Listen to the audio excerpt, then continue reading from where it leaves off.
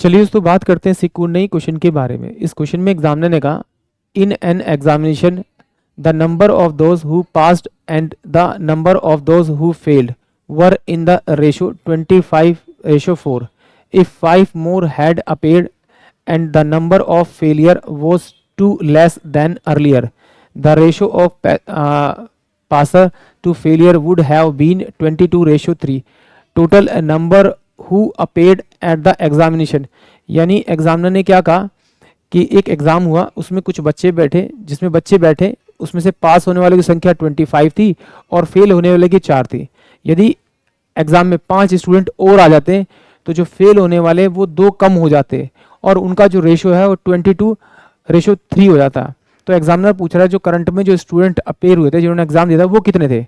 तो देखिए इसको 2 तरीके के क्वेश्चन करने के, एक तो एक्स से करेंगे और एक बिना एक्स के करेंगे। कैसे करेंगे? ऑप्शन की हेल्प से। जरा देखिए, जब उसने लास्ट में जब इसका सॉल्यूशन किया होगा और जब रेशो दी होगी तो ये रेशो कितनी है, ये टोटल पास होने वाले की और टोटल फेल होने की। अगर इन दोनों को मैं जोड़ूं तो मेरे पास में एक्चुअली में सम आएगा किसका, ये टोटल स्टूडेंट का सम आएगा जो एग्जाम में अपेयर हुए। तो अगर इसे 25 से मैं डिवाइड करूं, क्योंकि टोटल ही मेरे को यहाँ मिलेगा 25 से, अगर मैं इसको यहाँ डिवाइड करूं 25 से मैं यहाँ डिवाइड करूं और 25 से मैं यहाँ डिवाइड करूं तो ये मेरा 5 पे जाएगा, 5 10 फिर नहीं जाएगा। तो इसका मतलब ये तो इसका हो नहीं सकता, ये भी एक बार जाएगा, ये हो नहीं सकता, ये मेरे पास एक बार जाएगा, ये हो नहीं सकता।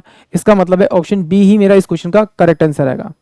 कभी कभी क्या होता है कि आप लास्ट वाले ऑप्शन को ट्राई करके मतलब लास्ट वाली वैल्यू को ट्राई करके इस क्वेश्चन को सॉल्व करने की कोशिश करते हैं और आंसर एक से ज़्यादा आ जाते हैं। तो देखिए इसे अगर आप ऊपर से भी ट्राई करेंगे तो भी आपका आंसर ठीक आएगा। टोटल स्टार्टिंग में कितने थे, 25 और 4 टोटल कितने थे, 29। यानी कि 5 स्टूडेंट पहले आने से पहले जो टोटल नंबर था उनका वो 29 के मल्टीपल में होना चाहिए। यानी कि अगर इसमें से 5 माइनस करूं तो मेरे पास कितना आएगा, 140 आ जाएगा।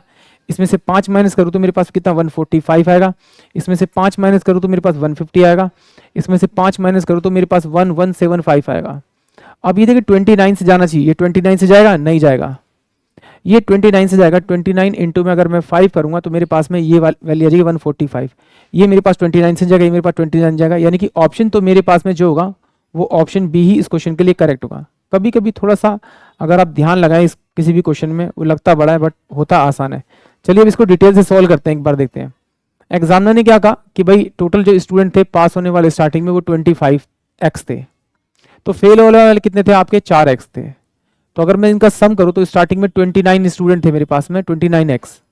अब कह रहा है उसमें ना 5 स्टूडेंट और आगे, 5 स्टूडेंट और आगे। जैसे ही 5 स्टूडेंट और आए, जो फेल वाले स्टूडेंट है वो 2 कम हो गए, यानी कि 4x माइनस का कितना हो गया आपका, 2 हो गया। अब ये एक्चुअल में फेल वाले हो गए।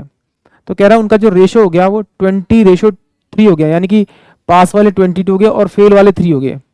तो इसका मतलब है कि टोटल फेल वाले कितने मेरे पास में, 4x माइनस का 2 है, अपोन में टोटल नंबर ऑफ स्टूडेंट कितने मेरे पास में, 29, x प्लस का आपका 5।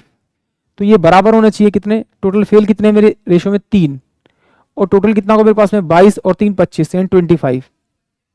क्रॉस मल्टीप्लाई करते हैं तो 25 चौके 100 x माइनस का आपका 25 दूनी 50 बराबर में कितना होगा, 9 3 27, 3 दूनी 6 तो 8 x, और ये कितना होगा आपका 5 3 15। इसको मैं इधर भेजूंगा तो ये मेरे पास में कितना आएगा, 13x। ये उधर जाएगा तो कितना हो जाएगा आपका 65, और इसको काटूंगा तो x की वैल्यू कितनी आएगी मेरे पास में आपकी 5। यानी कि टोटल जो स्टूडेंट है वो मेरे पास में कितने, ये होंगे 29 इंटू में आपका कितना, आपका 5 और प्लस का 5 लिखूंगा तो मेरे पास टोटल नंबर ऑफ स्टूडेंट आएगा। तो ये कितना हो जाएगा 145 और प्लस का 5 यानी कि 150। इस क्वेश्चन का जो करेक्ट आंसर होगा वो ऑप्शन बी होगा। आई होप आप सभी को क्वेश्चन समझ में आया होगा।